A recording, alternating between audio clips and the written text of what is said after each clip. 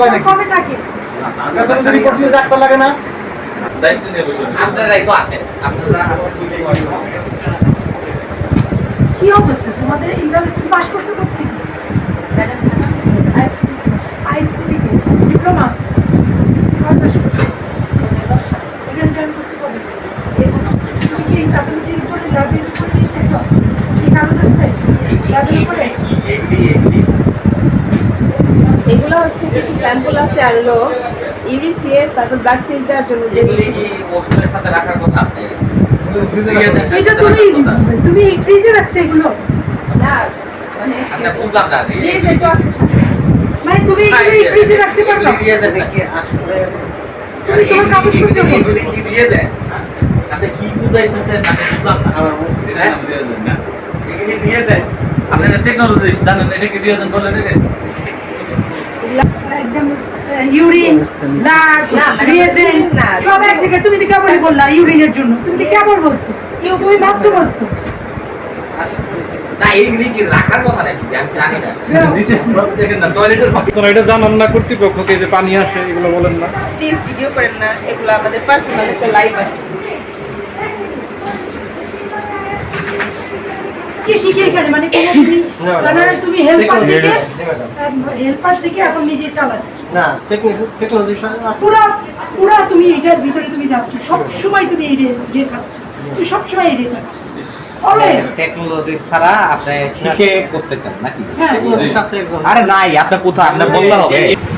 আমার হাতে এটা যে রিপোর্ট তোমার মনে সিগনেচার কে দিছে? উনি তো দেন না, এখন দিতে নাই, আমাদের ভিতরে যে ল্যাবে আছে ওরা signature দিয়ে দিছে। কিভাবে হইল? নাই তো মনসিক। এটা তো এখন দিচ্ছেন আপনি। উনি তো উপস্থিতি নাই। এখন উপস্থিতি নাই। তাহলে এই কে দিল? ওনার মানে ওনার ওই কে দিছে আমি এটা জানতে চাই। আমাদের ভিতরে ল্যাবে থেকে দিছে। ল্যাবের থেকে টেকনোলজি উনি রিপন কুমার মন্ডলের ওইখানে টেকনোলজিস্ট কে ধরে নিয়ে আসেন? ওই যে ওই বেটাই রিপন কুমার মণ্ডলকে না রিপন কুমার মন্ডল না না, ওই টেকনোলজিস্ট ওই দিচ্ছে এই অভিযোগটা দীর্ঘদিনের, যাক আলহামদুলিল্লাহ